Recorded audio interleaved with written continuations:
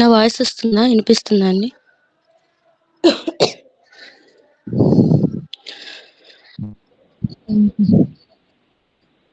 మొదటగా మీరు దైవ సేవకులకి ముఖ్యంగా నేను క్షమాపణ తెలియజేసుకుంటున్నాను.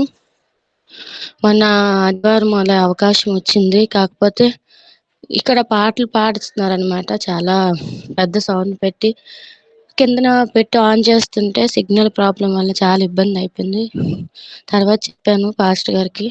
అయినప్పటికీ ప్రేమతో ఎంతగానో మరి నన్ను ఆదరించారు. అందుని బట్టి దైవ సేవకులకు ప్రత్యేకమైన వందనాలు. అయితే నేను అప్పుడు అవకాశం కోల్పోయిన తర్వాత దేవుడు నాతో మాట్లాడారు. నీకు ఎన్ని వచ్చినప్పటికీ నువ్వు అవకాశం వచ్చేటప్పుడు వాటిని వదులుకోకు, ఏ విధంగానైనా ప్రయత్నం చెయ్యు అని చెప్పి అన్నారు. అక్కడ పాటలు వచ్చినా ఏదొచ్చినా నువ్వైనా పైకైనా రా అని చెప్పారు. అందుని బట్టి నేను చాలా బాధపడ్డాను. అందుకే ఇప్పుడు కూడా నాకు అయ్యగారు ఫోన్ చేయకపోయినా నాకు అది చూడగానే వెంటనే సిద్ధపడి పైకి వచ్చాను. అయితే ఇక్కడ పాటలు ఎప్పుడు వేస్తారు, ఏదేదో ఇప్పుడైతే మైక్ అయితే పెట్టలేదు. మామూలుగా అయితే ఈ పాటకి పెద్ద సౌండ్లు పెట్టి వినిపిస్తారు, కానీ ఆగిపోయింది. అందుని బట్టి దేవుని నామానికి మహిమ కలుగును గాక. అంటే మేము పైకి రావాలి, ఏదైనా చెప్పాలన్నా మాట్లాడాలన్నా మీ వాయిస్ వినిపిస్తుంది, కానీ మా వాయిస్ అసలు పైకి రాదు. దేవుడు సహాయం చేయలాగున మరి దేవాదేవునికి వేలాది వందనాలు. మరి ఎంతగానో మరి నాకు అవకాశం ఇచ్చినటువంటి అదే విధముగా మరి అమ్మగారికి మరి కూడిన మీ అందరికి కూడా ప్రభుపేట వందనములు. చిన్న పాట పాడుకొని వాక్యం చదువుకుందాము. వాక్యంలోనికి వెళ్దాము.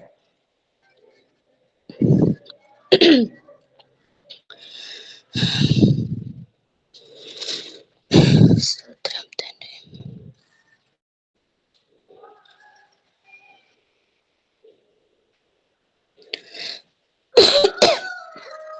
హల్లెలూయా. మన పలోక చరణం పాడిన ఆ పాట దేవుడు ఎంతగానో మాటలు నన్ను బలపరిచారు. మరి ఆ పాట పాడి ప్రభు నామాన్ని మహిమపడదాం. 2 చరణాలు పాడుకొని సమయం పెంచుకుందాము. కను పాపవలె నన్ను కాయుటకే కొనుకవు నీవు నా కన్న తండ్రి.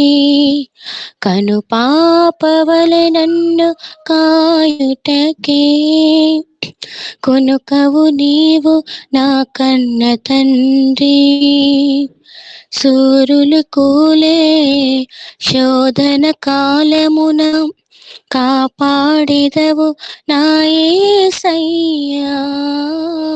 సూరులు కూలే శోధన కాలమున కాపాడిదవు నా యేసయ్యా.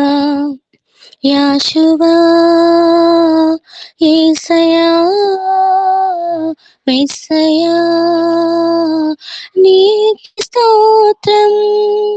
యాషువా యేసయ్యా మెస్సయ్యా నీకు స్తోత్రం. నీ తల వెంట్రుకలు లెక్కించి తిని నా సెలవు లేక ఒక్కటి రాలదని. నీ తల వెంట్రుకలు లెక్కించి తిని నా సెలవు లేక ఒక్కటి రాలదని. నిన్ను తాకుటనా కను పాపను పొడుచుటయే భయపడవద్దని వాగ్దానమిచ్చితివి. నిన్ను తాకుటనా కను పాపను పొడుచుటయే భయపడవద్దని వాగ్దానమిచ్చితివి. యాషువా యేసయ్యా మెస్సయ్యా నా దైవమా.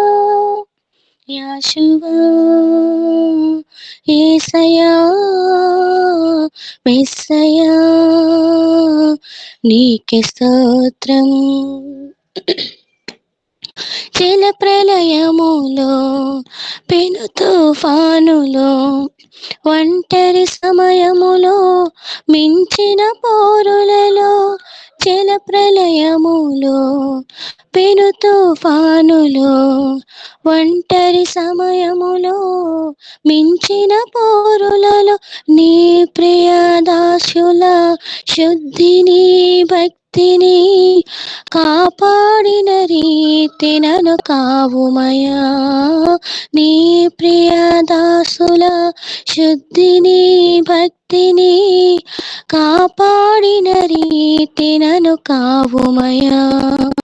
యాషువా యేసయ్యా మెస్సయ్యా నా ప్రాణనా యాషువా యేసయ్యా మెస్సయ్యా నా ప్రాణనా. హల్లెలూయా. ప్రార్థన చేస్తున్నాము.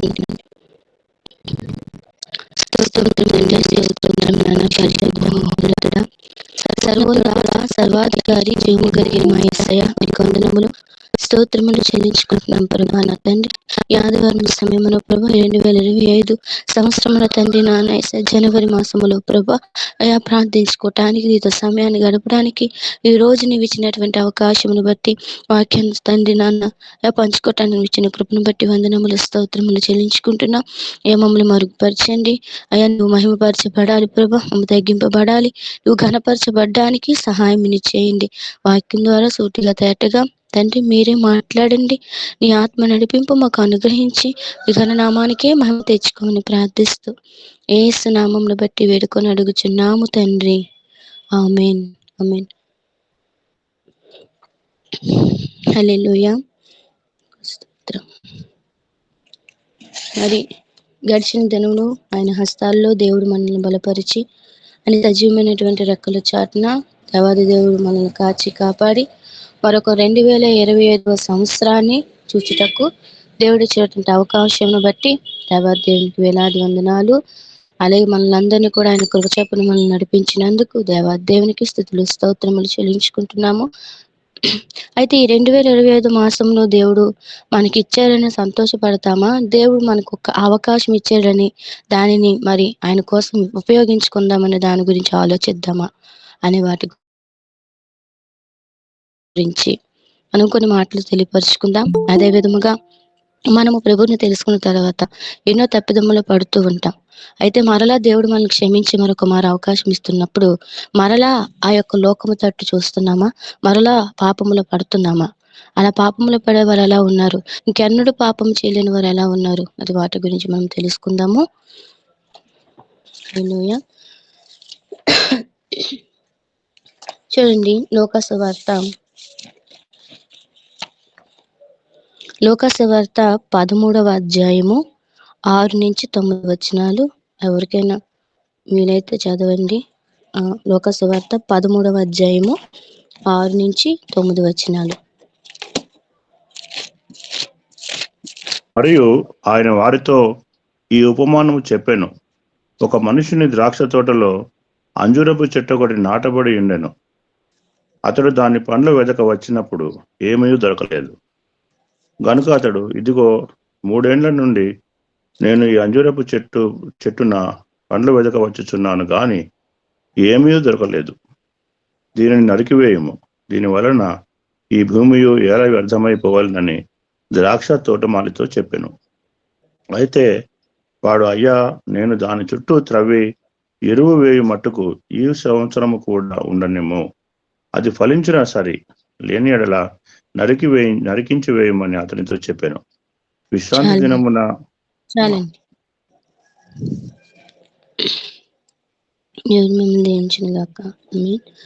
చూడండి, ఇక్కడ వాక్యం తెలియపరుస్తుంది. ఒక మనిషిని ద్రాక్ష తోటలో అంజూరపు చెట్టు ఒకటి నాటబడి ఉన్నది. అతడు దాని పండ్లు వెదక వచ్చినప్పుడు ఏమీ దొరకలేదు. ద్రాక్ష తోటలో అంజూరపు చెట్టు నాటబడ్డం ఏమిటి? ద్రాక్ష చెట్టు అంటే మనకి దేవుడు 2 విధాలుగా పోల్చారు. ఒకటి ఏంటంటే ద్రాక్ష చెట్టులోని మనకు ద్రాక్షలుగా మనల్ని పోల్చారు. అదే విధముగా అంజూరపు చెట్టుల్లో ఫలాలతో మనల్ని పోల్చారు. ఈ చెట్లు అనేవి మనం విశ్వాసి అనేటటువంటి దానికి సాదృశ్యం అన్నమాట. ఈ ద్రాక్ష తోటలోనట అంజూరపు చెట్టు ఒకటి కొన్ని నాటబడి ఉన్నది. సరే, నాటబడిన తర్వాత యజమానుడు సరే అని చెప్పి ఏదో ద్రాక్ష తోటలో అంజూరపు చెట్టు నాటబడి ఉన్నది. సరే, నేను దగ్గరికి వెళ్తానని చెప్పి యజమానుడు దాని దగ్గరికి వెళ్ళేటప్పుడు దాని పండ్లు వెదక వచ్చినప్పుడు ఏమీ దొరకలేదు. యజమానుడు పోన్లే పండ్లు ఏమైనా కాసాయేమో అని చెప్పి దానిని తినాలని, రుచి చూడాలని ఆ యొక్క యజమానుడు అక్కడికి వెళ్ళేటప్పటికి ఆ యొక్క అంజూరపు చెట్టులో ఏమి లేవంట, ఫలాలనేవి కనిపించలేదు. కనిపించలేనప్పుడు అక్కడ ఏమీ దొరకలేదు. అప్పుడు దానికి యజమానుడు ఏమంటున్నాడంటే, ఇదిగో 3 ఏండ్ల నుండి ఈ అంజూరపు చెట్టును పండ్లు వెదుకుచున్నాను. కానీ ఏమీ దొరకలేదు. 3 సంవత్సరాలు బట్టి నేను దాన్ని చూస్తున్నాను. అవకాశం ఇస్తున్నాను. అవకాశం ఇచ్చి మరొక మారు ఏమైనా పండ్లు కాస్తదేమో, ఫలాలు ఇస్తదేమో అని చెప్పి ఎదురు చూస్తున్నారు. కానీ అయినప్పటికీ కూడా ఆ పండ్లలోని ఏమీ కూడా దొరకలేదు. అప్పుడు యజమానుడు అంటున్నారు, ఇది ఉండడం వల్ల ఇంక వేస్ట్. దీనివలన భూమే పోతది. వ్యర్థమైపోద్ది. కనుక ఆ యొక్క ద్రాక్ష తోట మాలితో చెప్తున్నాడు, దీనిని నరికేద్దాం అనేటప్పుడు ఆ యొక్క ద్రాక్ష తోటమాలి ఏమంటున్నాడంట, వాడు అయ్యా నేను దాని చుట్టూ త్రవ్వి ఎరువు వేయి మట్టుకి ఈ సంవత్సరం కూడా ఎండనిమ్ము అంటే, ఒక్కసారి మరొక మారు అవకాశం ఇవ్వండి. ఈ అంజూరపు చెట్టు నేను చూసుకుంటాను. మరలా దానిలో ఉన్నటువంటి రాళ్ళని, చెత్తని, చెదారాన్ని అంతటిని ఏరి కుప్పగా శుభ్రంగా తవ్వి ఎరువు వేయి మట్టుకు ఈ ఒక్క సంవత్సరం ఉండనిమ్ము. ఈ సంవత్సరంలో గాని అది ఫలించకపోతే నేను చూసుకుంటాను. ఫలించకపోతే ఏం చేస్తారట, లేని యెడల నేనే నరికి వేస్తానని అతనితో చెప్పెను. ఇక్కడ యజమానుడు అనేవారు ఎవరంటే ప్రభువైన యేసుక్రీస్తు ప్రభువారనమాట. మరి ద్రాక్ష తోటమాలి ఎవరు? ద్రాక్ష తోటమాలి అంటే ఆయనను సేవిస్తున్నటువంటి ఆయన దాసులు. అంటే ఆయనను మహిమపరుస్తున్నటువంటి పాస్టర్ గారు, అంటే దేవుని సేవకులు లేదా సేవకురాళ్ళు. వాళ్ళు ప్రాధేయపడుతున్నారు ఎవరి కొరకట? విశ్వాసుల కొరకు. ఎందుకు? వాళ్ళు ఫలించలేని స్థితిలో ఉన్నారు. అంటే విశ్వాస అంటే ఒక అంజూరపు చెట్టుతో పోల్చబడి ఉన్నది. ఈ అంజూరపు చెట్టు అనే దాన్ని మన విశ్వాసకు తీసుకుంటే మనలో దేవుడు వస్తున్నారనమాట. దేవుడు వచ్చేటప్పుడు మనల్ని ఫలాలు చూస్తున్నాడనమాట. తినాలని ఆశపడుతున్నారు. మనలో ఏమైనా ఫలాలు కనిపిస్తున్నాయి, ఏమైనా ఆత్మీయతలో మనం అభివృద్ధి చెందామా, ఆత్మ ఫలాలు గాని, కృపా ఫలాలు గాని మనలో కనిపిస్తున్నాయా అని ప్రభువు దగ్గరికి వచ్చి ఆయన తినాలని ఆశపడుతుంటే మనలో ఏం లేవట, ఫలాలు లేవు. ఎన్నో సంవత్సరాలు దేవుడు మనకు అవకాశం ఇస్తున్నాడు.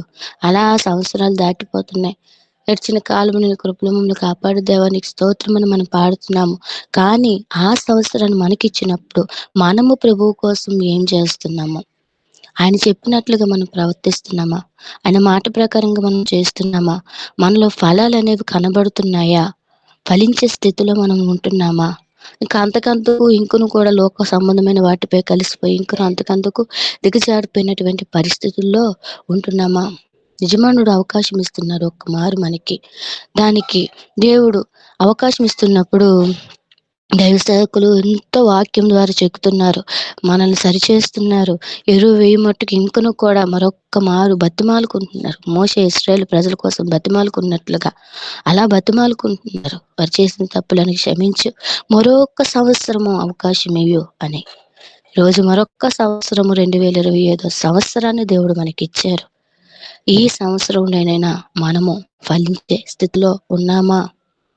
ఒక్క అవకాశం దేవుడు మనకి ఇస్తున్నారు.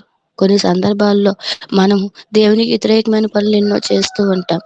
దేవుడు ఎంతో కృప చూపించి మరలా మనకు ఒక అవకాశం ఇస్తే మరలా ఏం చేస్తామట, మరలా ఆ పాత స్థితికే, మరలా లోకమే, మరలా ఆ పాప పులిసిన పిండిలో పడిపోతూనే ఉంటున్నాము. అలా ఎంతో మంది ఒక మారు అవకాశం ఇచ్చిన తర్వాత మరలా పాపంలో పడిపోయి శపింపబడిన వారి పరిస్థితుల్లో ఉన్నారు. మరొక దగ్గరికి వెళ్ళేటప్పుడు అంజూరపు చెట్టుని దేవుడే ఏకంగా శపించేశారు. మరొక అంజూరపు చెట్టును చూసేటప్పుడు దేవుడు ఏమంటున్నారు, పండ్లు వెతుకుతున్నారు. పోన్లే ఏదో ఫలిస్తదేమో అని చూస్తున్నారు 3 సంవత్సరాలు. అయితే శపింపబడిన చెట్టులో మనం ఉండకూడదు గానీ, ఫలించేటటువంటి అంజూరపు చెట్టు విధానంలో మనం ఫలాలు పొందుకునేవారుగా ఉండాలి. దేవుడు మనకిచ్చినటువంటి ఈ సంవత్సరంలో మన ఫలాలనేవి దేవుని కోసం మనం ఫలిస్తున్నామా? ఫలాలంటే ఏమిటి? అది ఫలించడం అంటే ఏమిటి? అంటే ఇప్పుడు మన గత సంవత్సరంలో 2024లోని ఒక గంట ప్రార్థన చేశామేమో. ఈ సంవత్సరంలో మనం ఇంకొంచెం ఎక్కువగా ప్రార్థన చేయటానికి ప్రయత్నం చేయాలి.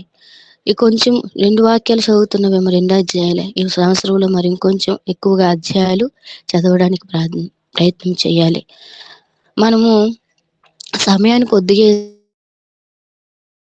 ఇస్తున్నామేమో దేవునికి. ఈ సంవత్సరం దేవునికి ఎక్కువగా సమయాన్ని కేటాయించాలి.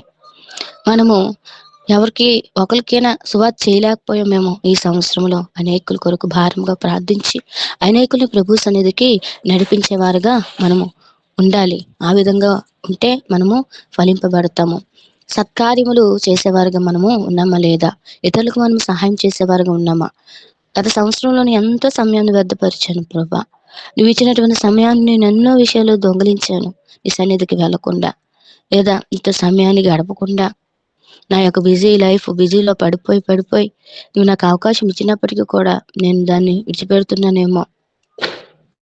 ఇగో ఈ సంవత్సరాన్ని మరలా నువ్వు కృప చూపించావు. ఈ సంవత్సరాన్ని ఉండనిమ్మన్నావు. నేను ఫలించకపోతే నన్ను నరికేస్తావు. నాలో ప్రయోజనం ఉండదు, వ్యర్థమైపోతాను. నా వల్ల ఇతరులకు ప్రయోజనకరంగా లేకపోతే ఇంకెందుకు నా బ్రతుకు అని మనం ఆలోచించి, మరొక సంవత్సరం అనేది దేవుడు మనకి ఇచ్చారు కనుక ఈ సంవత్సరంలో మనం అన్ని విషయాల్లోనే దేవుని విషయంలో ఆత్మీయంగా దేవుడు బలపరచబడాలని, దేవుళ్ళు ఆత్మీయంగా ఎదగాలని ప్రభు కోరుకుంటున్నారు. ఆ విధంగా మనం ఫలించేవారుగా ఉండాలి.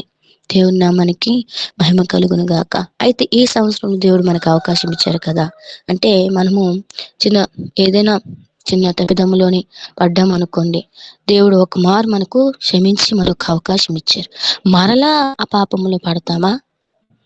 ఈ విధంగా మనము ఆలోచించాలి. చూడండి, చాలా మంది గురించి మనం తెలియపరుచుకుంటాము. ఇక్కడ పడిపోయిన వారు ఉన్నారు. మరలా దేవుడు ఒక మారు అవకాశం ఇస్తే ఇంకెన్నడూ కూడా పాపము చేయలేని వారు కూడా ఉన్నారు. వాటి గురించి మనం తెలుసుకుందాము. చూడండి, యోహాను సువార్త 8వ అధ్యాయము 3వ వచనం చదవండి. యోహాను సువార్త 8వ అధ్యాయము 3వ వచనంలో ఇక్కడ వ్యభిచారంతో పట్టబడినటువంటి స్త్రీ గురించి మాట్లాడతారు. యోహాను సువార్త 8:3.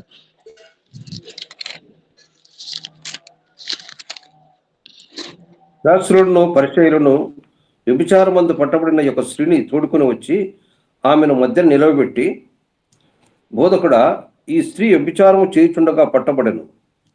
అట్టి వారిని రాళ్ళు రువి చంపవలనని ధర్మశాస్త్రంలో మోసేకు ఆజ్ఞాపించను కదా. అయినను నీవేమి చెప్పుచున్నావని ఆయన అడిగిరి. ఇంకా చదవండి. ఆయన మీద నేరం మోపబడినని ఆయనను శోధించుచు ఇలాగున అడిగిరి. అయితే యేసు వంగి నేల మీద వ్రేలితో ఏమో రాయిచుండెను. వారు ఆయనను పట్టువదలక అడుగుచుండగా ఆయన తల ఎత్తి చూచి, మీలో పాపము లేనివాడు మొట్టమొదట ఆమె మీద రాయి వేయవచ్చునని వారితో చెప్పి మరలా వంగి నేల మీద వ్రాయిచుండెను. చాలండి. వారు ఆ మాట విని సమయం అవుతుంది కనుక ఇక్కడ వ్యభిచారంతో పట్టబడినటువంటి ఒక స్త్రీని మనం చూస్తున్నాము. వాళ్ళందరూ కలిసి శాస్త్రులు, పరిసయ్యులు ఆ యొక్క స్త్రీని రాళ్ళతో చంపాలని మోషే చెప్పినటువంటి ధర్మశాస్త్రంలో ఉంది కదా, మరి నీవేం చెప్తున్నావు అని అంటే, ఆయన ఏమి అనకుండా మౌనంగా ఇలా రాసుకుంటున్నప్పుడు, నువ్వు నాకు సమాధానం చెప్పమని అక్కడ ఉన్న వాళ్ళు అడుగుతుంటే, అప్పుడు దేవుడు ఒక ప్రశ్న వేస్తాడు. మొదట పాపము చేయలేని వాడు ఆమెపై రాళ్ళు వేయమని. అయితే చిన్నలు మొదలుకొని పెద్దల వరకు అందరూ కూడా మరి పాపం చేసిన వారే కనుక ఎవ్వరు కూడా రాళ్ళు వేయరు. అయితే పాపం లేని వారు ఎవరు? యేసుక్రీస్తు ప్రభువు వారు. యేసు ఒక్కరే మిగిలిపోయారు. 9వ వచనంలోనే ఆ స్త్రీ మధ్యన నిలబడి ఉండను. అప్పుడు యేసు తల ఎత్తి ఏం చెప్తున్నారంట? అమ్మ, వారు ఎక్కడ ఉన్నారు? ఎవరుని నీకు శిక్ష విధింపలేదా అని అడిగినప్పుడు ఆమె, లేదు ప్రభువా అనెను. అందుకు యేసు, నేను నీకు ఏ శిక్ష విధింపను, నీవు వెళ్ళి ఇక పాపము చేయకమని ఆమెతో చెప్పెను. హల్లెలూయా. ఏం చెప్పారట ప్రభువు? నేను నిన్ను క్షమించాను, ఈ తప్పు నేను మన్నించాను, ఒకసారి నువ్వు తప్పిదం చేశావు, నేను క్షమించాను, ఇక మరి ఇంకెన్నడూ కూడా పాపము చేయకమని చెప్పారు. ఎన్నోసార్లు మనమైతే ఎన్నోసార్లు తప్పిదములు చేస్తూ ఉంటాం, మరలా పాపంలో పడిపోతూ ఉంటాం. అంటే వ్యభిచారం చేయడమే పాపం అని కాదు, దేవుని ఆజ్ఞని అతిక్రమించడమే పాపము. అక్కడ స్త్రీ చెప్తున్నారు, వాళ్ళు ఎవరు శిక్ష విధించలేదు కదా, నేను కూడా విధించను మరి, కానీ ఇక ఎన్నడూ పాపం చేయొద్దన్నారు. అది ఇకెన్నడూ ఆమె పాపం చేసిందా? ఇంకెన్నడూ పాపం చేయలేదు. ఆమె ఎవరు అనుకుంటున్నారు? లూకా సువార్త 7వ అధ్యాయము 37వ వచనము. 37వ వచనం చదివిన తర్వాత 44 నుంచి 46 వచనము ఎవరు అనేది మీకు తెలుస్తుంది. లూకా సువార్త 7వ అధ్యాయము 37వ వచనము. లూకా సువార్త 7:37. ఆ ఊరిలో ఉన్న పాపాత్మురాలైన ఒక స్త్రీ యేసు పరిచయని ఇంట భోజనముకు కూర్చున్నాడని తెలిసి కొని ఒక బుడ్డిలో అత్తరు తీసుకుని వచ్చి వెనుక తట్టు ఆయన పాదముల యొద్ద నిలబడి ఏడ్చుచు కన్నీళ్లతో ఆయన పాదములను తడిపి తన తల వెంట్రుకలతో తుడిచి ఆయన పాదములను ముద్దు పెట్టుకుని ఆ అత్తరు వాటికి పూసెను. అయినను చూసారండి, ఇక్కడ ఎవరట? ఆ పాపాత్మురాలైనటువంటి ఆ వ్యభిచారంతో పట్టబడిన స్త్రీయే మగ్దలేనా మరియా. లూకా సువార్త 7వ అధ్యాయం 37వ వచనములోని అక్కడ ఆ ఊరిలో ఉన్నటువంటి పాపాత్మురాలైనటువంటి ఒక స్త్రీ అంట యేసు పరిశీలి భోజనం కూర్చున్నాడని తెలుసుకొని ఆమె ఏం తీసుకొచ్చిందంట, గుడ్డిలోని అత్తరు తీసుకుని వచ్చి వెనక తట్టు, అందరూ అసహించుకుంటారు, కానీ వెనక తట్టు వెళ్తే వెనక తట్టు ఆమె పాదముల యొద్ద ఆయన పాదముల యొద్ద నిలవబడి ఏడ్చుచు కన్నీళ్లతో అతని పాదాలను తడిపి, ఎవరి పాదాలట? యేసు క్రీస్తు ప్రభు వారి యొక్క పాదాలను తడిపి తన తల వెంట్రుకలతో ఆ యొక్క పాదాలను తుడిచి ఆ పాదాలను ముద్దు పెట్టుకొని అత్తరు, వాటికి విలువైనటువంటి అత్తరు పగలగొట్టి, అంటే హృదయాన్ని పగలగొట్టి హృదయపూర్వకముగా ప్రభువుని ఆమె ఆరాధించింది. ఆమె ఇంకెన్నడూ కూడా పాపము చేయలేదు. ఇంకెన్నడూ నువ్వు పాపము చేయకు అనగానే ఆమె ఇంకెన్నడూ పాపం చేయకుండా హృదయమంతా ప్రభువుకి ఇచ్చి తన కన్నీళ్లతో యేసయ్య పాదాలను కడిగి తల వెంట్రుకలు వాటిని తుడిచి మరి అత్తరు, విలువైనటువంటి అత్తర్ని పగలగొట్టి యేసు ప్రభు యొక్క పాదాలకు పూసింది. తన హృదయమును పగలగొట్టి హృదయముతో ప్రభువుని ఆరాధించింది. అప్పుడు కింద వచ్చిన చెప్పినప్పుడు అక్కడ పేతురు వాళ్ళందరూ కూడాను ఇదేంటి ఇంత వేస్ట్ చేస్తున్నామని ఏదో అన్నప్పుడు అక్కడ నేను లోపలికి వచ్చేటప్పుడు నువ్వు నాకు నీళ్ళు వేయలేదని పేతురికి దేవుడు చెప్పారు. కానీ ఈమె వచ్చినప్పుడు హృదయమంతా విస్తారముగా ఆమె ప్రేమించింది. తన కన్నీళ్లతో నా పాదాలు కడిగింది. ఆమె విస్తారంగా ప్రేమించింది కనుక ఆమె విస్తారం యొక్క పాపములు క్షమింపబడి ఉన్నావని మరొక మారు దేవుడు చెప్పి ఉన్నారు. హల్లెలూయా. మనము ప్రభువుని హృదయపూర్వకముగా మనం ప్రేమిస్తే మనం చేసిన ప్రతి అపరాధములను దేవుడు క్షమిస్తాడు. అయితే ఆమె అక్కడ వ్యభిచారంతో పట్టబడినప్పుడు మరి ఇంకెన్నడూ ఆమె పాపము చేయలేదు. అందుకే మరొక మారు ఏదైనప్పటికీ దేవుడు మరలా ఆమెను ఏమంటున్నాడంటే, ఆమె నన్ను విస్తారంగా ప్రేమించింది, ఇంకెన్నడూ ఆమె యొక్క పాపములు ఇంకెన్నడూ ఉండవు, వాటిని అంతటి నేను క్షమించున్నానని చెప్తున్నాడు. మగ్దలేన మరి ఆ విధముగా ఉంటే, ఇంకెన్నడూ పాపము చేయకపోతే మరొక స్త్రీ ఉంది. ఆమె ఎవరట? సమరయ స్త్రీ. ఈ సమరయ స్త్రీ కూడా ఏమిటంట? యోహాను సువార్త 4వ అధ్యాయంలో సమయం అవుతుంది కనుక యోహాను సువార్త 4వ అధ్యాయంలోని ఆ యొక్క స్త్రీ కూడా ఎలా ఉందంట? 5 మందితోని విచారం చేస్తూ ఆమె బ్రతుకుతుంది. మరి ఉదయకాలం వస్తే అందరూ నన్ను కొట్టేస్తారు కాబట్టి అని ఆమె మధ్యాహ్న కాల సమయంలో 1 గంట సమయంలోని అక్కడ బావిని చేదుకోవడానికి, అంటే నీరు తెచ్చుకోవడానికి వెళ్తుంది. ఆ సమయంలోని యేసు ఆమెను దాహమును తీర్చడానికి వచ్చారు. యేసుకు దాహం వేస్తుందా? కాదండి. నశించిపోతున్న అనేకుల్ని ఆయన తండ్రి రాజ్యంలో చేర్చాలనే ఆశ.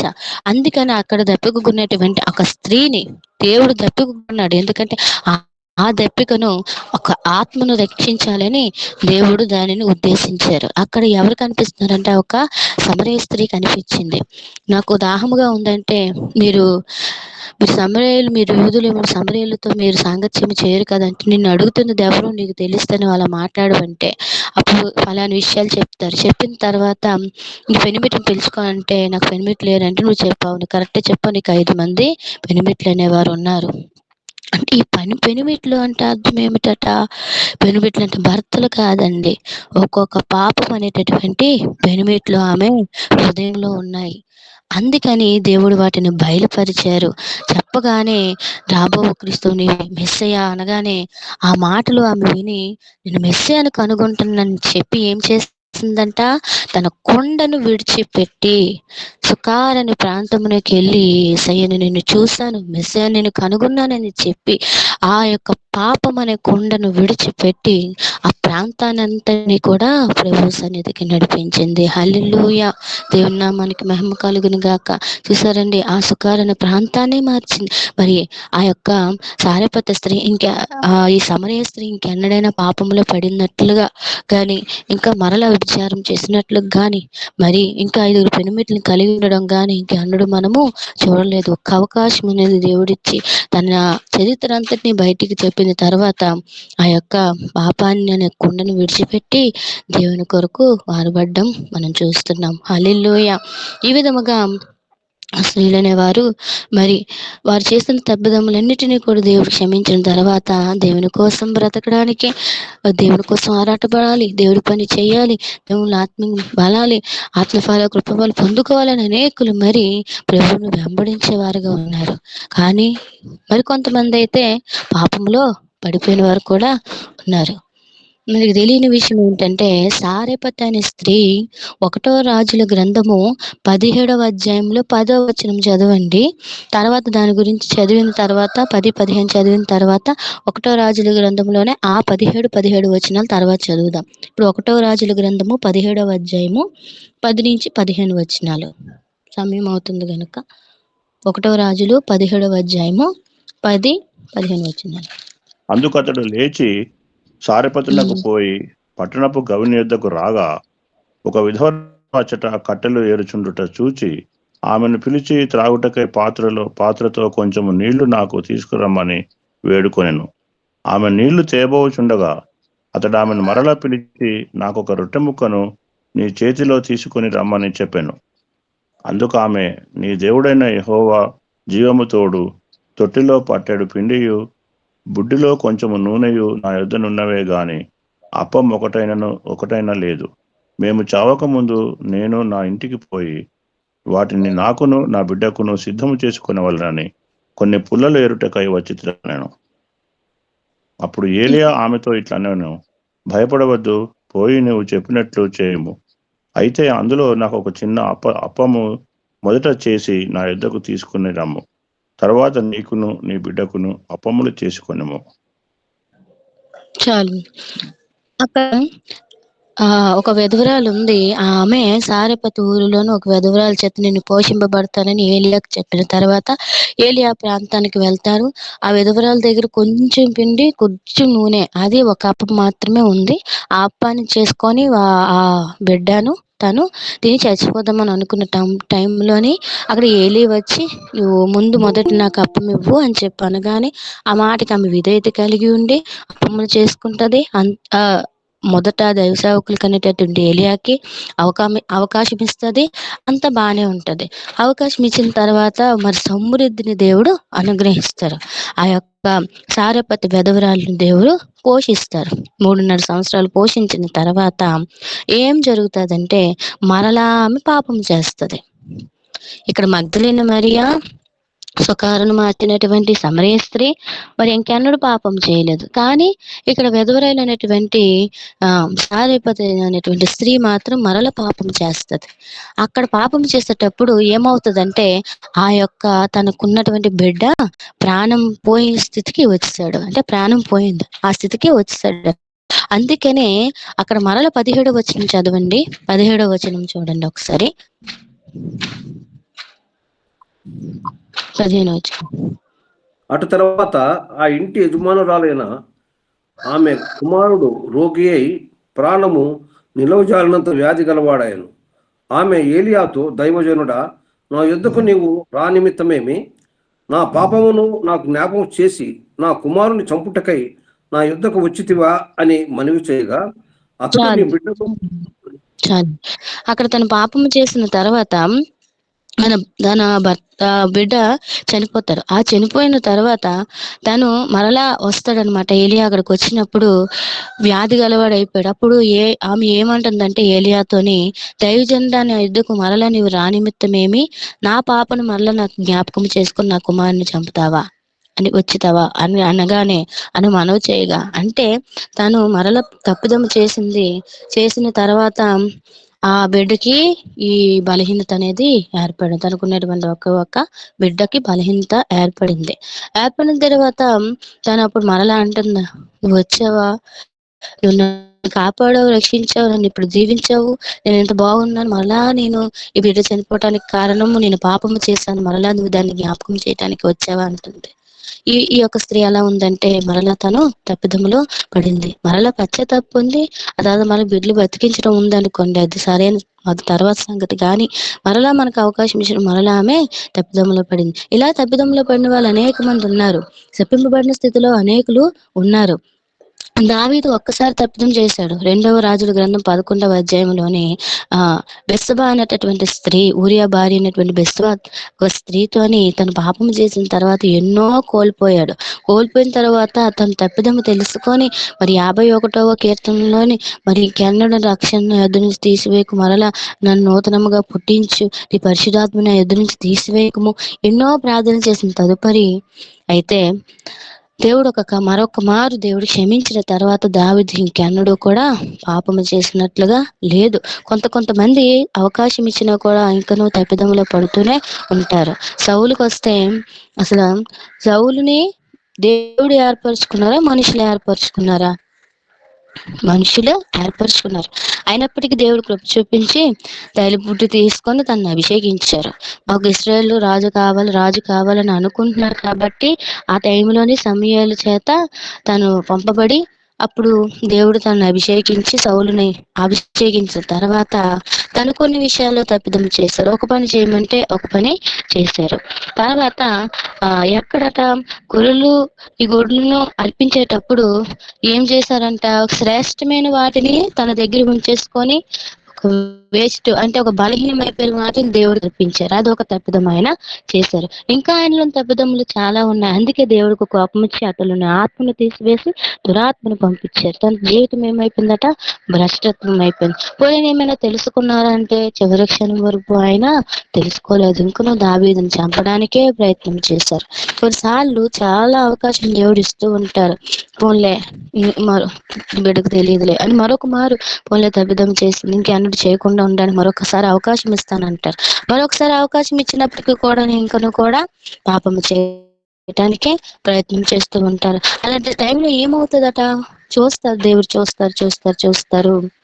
ఒక్కసారి మనం దేవుడు దెబ్బ పడితే, దేవుడు కనుక కొడితే అసలు మనం జీవించలేమండి. ఆ బ్రతుకు అనేది బస్ స్టాండ్ అయిపోతుంది. కనుక ఆయన ఇచ్చేటటువంటి కృపలో ఉన్నప్పుడే, కానీ ఒక్కసారి కానీ ఆ కృప కానీ తొలగిపోతే పరిస్థితులు చాలా దారుణంగా ఉంటాయండి. అందుకనే కృప ఉన్నప్పుడే దేవునిలో నమ్మకంగా ఉండాలి. ఆయన ఇచ్చినటువంటి ఈ సంవత్సరంలో 2025లో, ఏవా నాకు ఈ సంవత్సరం ఇచ్చినందుకు వందనములయ్యా, ఏవో నీ కొరకు నేను ఏమి చేయలేకపోయాను, ఒక్కొక్కసారి నీతో సమయాన్ని కూడా గడపలేకపోయాను, నేను వాక్యం చదవలేకపోయాను, ప్రార్థనలో నేను ఎదగలేకపోయాను, ఆత్మీయంగా ఒక్కోసారి నేను దిగజైపోయిన పరిస్థితులు ఏర్పడుతున్నాయి, నన్ను క్షమించయ్యా. ఈ ఒక 2025 సంవత్సరాన్ని మరి నాకు ఇచ్చావు ప్రభా. నా తండ్రి నన్ను ఎంతోమందిని మరి చూపించి ఉన్నా మరి పాపం ఇంకెన్నడూ కూడా మరి పర్లేదు. మరి కొంతమంది అవకాశం ఇచ్చినప్పటికీ వాటిని ఉపయోగించుకోలేదు. ఆ విధంగా మేము ఉండకూడదు. కానీ ఇంకెన్నడూ కూడా పాపమును చేసేవారికి మేము ఉండకుండా మీకు ఇష్టమైన వారిగా జీవించాలయ్యా. మళ్ళీ విధంగా మలుచు. కృప ఉన్నంత వరకే, కృప తొలగిపోతే పరిస్థితులు. ఈరోజు మనం కృపలో నిలిచినటువంటి కాలంలో ఉన్నామండి. కృపాకాలంలో మనం ఉన్నాము. దేవుడు దయకాలంలో మనం ఉన్నాము. లేకపోతే ఈ పార్టీకి ఆయనే కానీ ఆయన కోపించి మనపై వాత్సల్యం చూపిస్తున్నారు, కోపపడుతున్నారు, కానీ మరలా బాధపడుతున్నారు. ఎఫ్రాయిం పరిస్థితి అలానే. ఎఫ్రాయిం గురించి ఇర్మియా గ్రంథంలో నువ్వు నా యొక్క ముద్దు బిడ్డ అని చెప్పి తనను అనుకుంటున్నారు కానీ అతని గురించి ఆలోచించినప్పుడట దేవుడికి గుండెలో వేదన అనేది కలుగుతుందట. చంపినంత కోపం వచ్చేస్తుందంట. అయినప్పటికీ దేవుడు కృప చూపిస్తున్నా. అయినప్పటికీ ఎఫ్రాయిం తెలుసుకుంటున్నారా? ఆ విగ్రహారాధనను మరలా గ్రహ దేవతలను ఏర్పాటు చేసి వాటిని కల్పించడం వలన అక్కడ ఏమైపోయిందట, అతని వేరు అనేది ఎండిపోయింది. అంటే అతని చెట్టు అనేది ఏమైపోయిందట, ఎండిపోయే పరిస్థితి. అంజూరు చెట్టుని దేవుడు శపించారు కదా, ఆ విధముగా మరి శపింపబడిన పరిస్థితి. ఈరోజు మనం అంజూరపు చెట్టుగా ఉన్న అంజూరపు చెట్టులో దేవుడు ఫలాలు చూస్తున్నప్పుడు ఫలాలు కనబడుతున్నాయా, లేకపోతే ఎండిపోయే పరిస్థితుల్లో మనం ఉంటున్నామా? దేవుడు ఒక్క అవకాశం ఇచ్చారు. ఈ సంవత్సరంలో మనకు ఒక్క అవకాశం ఇచ్చారు. మరి దేవుని కొరకు మనం బ్రతుకుతున్నామా లేదా అని దేవుడు పిలుచున్నారు. ఎంతో మంది పడిపోయారు. మరి ఎంతో మంది గండు పాపం చేయకుండా దేవుని మార్గంలో చక్కగా నడుస్తున్నారు. ఆయన పాదాల యొద్ద పడి ప్రాధేయపడుతున్నారు. మరియ వలె సుకారణ ప్రాంతాన్ని మార్చినటువంటి స్త్రీ వలె మనం ఉంటున్నామా? ఆ విధంగా మనం మలుచుకుంటున్నామా? ఇంకా ఎంతో మంది భ్రష్టులు అయిపోయిన పరిస్థితి. ఈరోజు చాలా చూడండి, దేవుడు కృప ఉంది కదా, దేవుడు అలాగో క్షమించే దేవుడు కదా, దేవుడు అలాగో మనల్ని రక్షిస్తాడులే, ఏం అవ్వదు, చింతార్థం చేస్తా, ఏం పాపం అయిపోయినట్లుగైనా అని చెప్పి మనుషుల మాటల్లో పడిపోతూ ఉంటాం. నిజముగా దేవుని వాక్యానుసారంగా మనం జీవించడానికి ప్రయత్నం చేయాలి. పడడానికి అవకాశం. అసలు నేను చెప్తున్నాను ఏంటంటే, మనము దేవునితో సంబంధం కలిగి ఉంటే, ఆయన తేగలు మనమైతే మనం ఆయనతో అంటికట్టబడితే మనం ఫలిస్తామా లేదండి? మనం ఫలిస్తాం కదా. మనం ఆయన యందు నిలిచి ఉంటే మనకి ఏది ఇష్టమో ఆయన అడిగితే అది ఇస్తాను అంటున్నారు కదా. మరి ఆయనలో ఉన్నామా? అసలు నిజంగా మనం ఆయనలో ఉంటే, ఆయనలో మనము అంటికట్టబడితే మనం ఫలించే వరకు ఉండమా? నిజంగా దేవుడితో మన సంబంధం కలిగి ఉండి మనం ఆయనతో కలిసి ఉంటే, ప్రార్థన ద్వారా మనం విన్నపాలను ప్రభువుకు తెలియజేస్తే, వాక్యం ద్వారా దేవుడు మనతో మాట్లాడతారు. వాక్యం ద్వారా మనతో మాట్లాడితే, ప్రార్థన ద్వారా ఆయనతో మనం మాట్లాడతాం. ఈ యొక్క సంభాషణ మనలో ఉంటే, ప్రభువు ఉంటే, ఇక పాపం చేయడానికి అవకాశం ఉంటుందండి? ఇంకేమైనా లోకంలో కలిసిపోవడానికి అవకాశం ఉంటుందండి? ఉండదు. కానీ మనం ఏం చేస్తాము? దేవునికి దూరంగా ఉండి లోక సంబంధమైన వాటి, లోక ఆచారాలు, లోక పద్ధతుల్లో పడిపోతూ ఉంటాము. బంధువులు ఒప్పుకోరండి, స్నేహితులు ఒప్పుకోరండి, తప్పదండి. పరిస్థితులను బట్టి తప్పదండి. పరిస్థితులను తప్పదు కాదు. మరి నేను సృష్టించినటువంటి దేవుడు, సమస్తాన్ని నీకు ఇచ్చినటువంటి దేవుడు నీ కొరకే ప్రాణాన్ని పెట్టారే, మరి ఆయన కొరకు మనం బ్రతుకుతున్నామా? అయినప్పటికీ కృప చూపిస్తున్నారు. అయితే ఇది కృపాకాలం అని చెప్పి ఇంకను మనం పాపం చేస్తామా? అట్లా ఉండకూడదని ప్రభు చెప్తున్నారు. చాలా మంది కృపను దుర్వినియోగపరుచుకునే వారు ఉన్నారు. మరలా దేవుడు కృప ఇచ్చినప్పుడు దాన్ని కాపాడుకునే వారు ఉన్నారు. కాబట్టి మనం కృపలో మనము ఉన్నామా? కృప నుండి తొలగిపోయేవారుగా ఉన్నామా? ఇంకను పాపం చేసేవారు ఉన్నాం. దేవుడు ఒక్క అవకాశం ఇచ్చారు. ఈ 2025 సంవత్సరం ఇచ్చి మరొక సంవత్సరాన్ని మనకి ఇచ్చారు. మరి దేవుని కోసం ఏ విధంగా బ్రతుకుతున్నాం? అనేకులు ప్రభు గురించి ప్రకటిస్తున్నాం. మన ప్రవర్తన సరిగ్గా లేకపోతే అనేకులు ప్రభులోకి ఏ విధంగా వస్తారు? కాబట్టి మన ప్రవర్తన అనేది దేవునికి ఇష్టకరంగా ఉంటే, మన ప్రవర్తన ద్వారా మన మంచి సాక్ష్యం కలిగి ఉండాలి. ముఖ్యంగా సాక్ష్య జీవితాన్ని ఏమాత్రం మనం కోల్పోకూడదండి. సాక్ష్యం అనేది చాలా ఇంపార్టెంట్. సాక్ష్యం అనేది చాలా అవసరం. సాక్ష్య జీవితాన్ని కోల్పోతే ఇంకా చాలా దారుణము. ప్రభువులు మొదటగా మనల్ని పరిశీలించేవారు అన్ని జనులు. దేవుడు మనల్ని పరిశీలిస్తారు. మన దేవుని దృష్టి యందు మంచిగా ఉండాలి. ఎవరి దృష్టి యందు? మనుషుల దృష్టి యందు మంచిగా ఉండాలి. గొప్ప ఐశ్వర్యం కంటే మంచి పేరు కావాలి. వెండి బంగారాల కంటే దయ అనేది మనం అందరి దగ్గర పొందుకోవాలి. కాబట్టి ఆ విధంగా మనం ఉండాలి. దేవుడిచ్చినటువంటి ఆ కృపను బట్టి మన సాక్షి జీవితాన్ని కాపాడుకోవాలి. దేవుడిచ్చిన ఈ సంవత్సరంలో దేవుని కోసం బ్రతికేవారుగా ఉండాలి. కృపను కాపాడుకునేవారుగా ఉండాలి. ఆ కృపను కాపాడుకుని ఇంకెన్నడూ పాపము చేయనటువంటి మగ్దలేని మరియ వలె, మరి సమరయ స్త్రీ వలె మనము ఉండే విధంగా ఉండాలి. అట్టి విధమైన కృప దేవుడు మనకు అనుగ్రహించును గాక. ఆమేన్. ఆమేన్. సమయం ఇచ్చిన దేవా దేవునికి, సేవకులకి ప్రత్యేకమైన వందనములు. ఆమేన్. ఆమేన్. కాగా నా ప్రియులారా, మీరు ఎల్లప్పుడూ విధేయులై ఉన్న ప్రకారము నా ఎదుట ఉన్నప్పుడు మాత్రమే కాక మరి ఎక్కువ గా నేను మీతో లేని ఈ కాలమందును భయముతోనూ వణుకుతోనూ మీ సొంత రక్షణను కొనసాగించుకొనుడి. భయముతోనూ దేవునికి భయపడాలి. దేవునికి భయపడాలి. వణుకు పుట్టాలి. దేవదేవుడు చూస్తూ ఉండగా ఈ పాపము ఎలా చేస్తాను దేవుడు చూస్తుండగా అనే వణుకు పుట్టాలి. దేవుడు క్షమిస్తాడు. అవకాశములు వెంబడి టైమ్ అండ్ అగైన్ ఛాన్సులు ఇస్తాడు. మరొక అవకాశము తప్పకుండా దేవుడిస్తాడు. Second chance దేవుడిస్తాడు. అలవాటు ప్రకారము తప్పిదములు వెంబడి తప్పిదములు చేస్తుంటే, ఇంత గొప్ప రక్షణ నిర్లక్ష్యము చేస్తే ఎలా తప్పించుకుందువు? ఎటు పారిపోదువు? ఆకాశమునకు ఎక్కిపోయినా, పాతాళంలోకి దాగుకున్న, సముద్రములో అడుగు భాగంలో ఉన్నా, అంతటా చూచే దేవుడు, అంతటినీ చూచే దేవుడు పవిత్రమైన దృష్టితో, నిష్కల్మషమైన దృష్టితో పారిపోతే తప్పించుకుంటావా?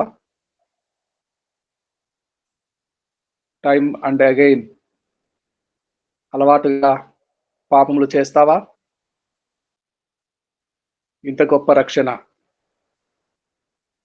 ఇంత గొప్ప రక్షణ, ఇంత గొప్ప సాక్షి సమూహము మేఘమై ఆవరించగా యేసు వైపు చూచి మరలా పాదములు కడిగిన మగ్దలేనే మరియా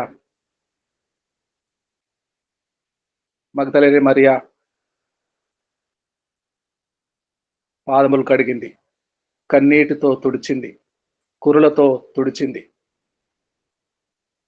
విస్తారముగా ప్రేమించింది. విస్తారమైన పాపములు క్షమించబడినవి. మనము కూడా అలవాటుగా పాపము చేస్తే క్షమాపణ ఉండదేమో. 3వ సంవత్సరము నరికివేయబడిన అంజూరపు చెట్టు. అంజూరపు చెట్టు ఫల సారము అనుభవించిన ఫలము లేకపోతే కొట్టివేయబడింది.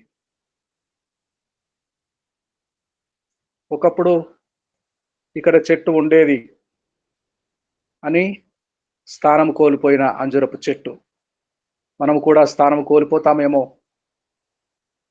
నేడు అనే సమయం ఉండగానే భయముతోనూ వణుకుతోనూ యేసయ్య లేడు, దూరముగా ఉన్నాడు, చూడడు, యేసయ్య కునికిపాటు పడతాడు అని నిర్లక్ష్యము చేస్తే, నిర్లక్ష్యము, నెగ్లిజెన్సీ, దేవుని పిల్లలతో గొప్ప ప్రమాదం ఉన్నది. దేవుడు ఎంత శక్తిమంతుడో తెలుసు కూడా, దేవుడు అసాధ్యమైనవి ఏవీ లేవు అని తెలిసి కూడా ఎందుకో నిర్లక్ష్యం చేస్తారు. నిర్లక్ష్యము, నెగ్లిజెన్సీ, అలవాటు ప్రకారంగా తప్పిదములు చేస్తూ పోతూ ఉంటారు. క్షమించే దేవుడు ఉన్నాడని. సెకండ్ ఛాన్స్ ఎప్పుడో ఇవ్వబడింది. మరొక అవకాశం ఎప్పుడో ఇవ్వబడింది. అయితే అవకాశము ఉండదు. తప్పిదములు చేయటానికి అవకాశం ఉండదు. ఒకసారి మాత్రమే. ఆ ఒక్కసారి ఎప్పుడో అయిపోయింది ప్రియులారా. ఆ ఒక్కసారి ఎప్పుడో అయిపోయింది. చాలా దూరం వచ్చేసాము. సంపూర్ణత్వము, సంపూర్ణ సిద్ధి పొందుకోవటానికి చాలా దూరం వచ్చేసాం. కనుక భయముతోనూ వణుకుతోనూ సొంత రక్షణ కాపాడుకుందాం. అట్టి కృప అమ్మగారు చెప్పినట్టుగా దేవుడు మనకు దయచేయునుగాక. మరొక అవకాశము లేదండి, మరొక అవకాశము లేదు సుమండి. దేవునిని చేరుకునే, హత్తుకునే చివరి అవకాశము మాత్రమే మిగిలి ఉన్నదండి. జాగ్రత్త సుమండి. నీతి సూర్యుడు ఉదయించబోయే ఆఖరి గడియలో ఉన్నామండి. మన స్వామి రాజు ఉదయించబోయే కడవరి గడియలో ఉన్నామండి. భయముతోనూ వణుకుతోనూ సొంత రక్షణను కాపాడుకుందామండి. ప్రియులారా, దేవునికి స్తోత్రము కలుగునుగాక. ముగింపు ప్రార్థన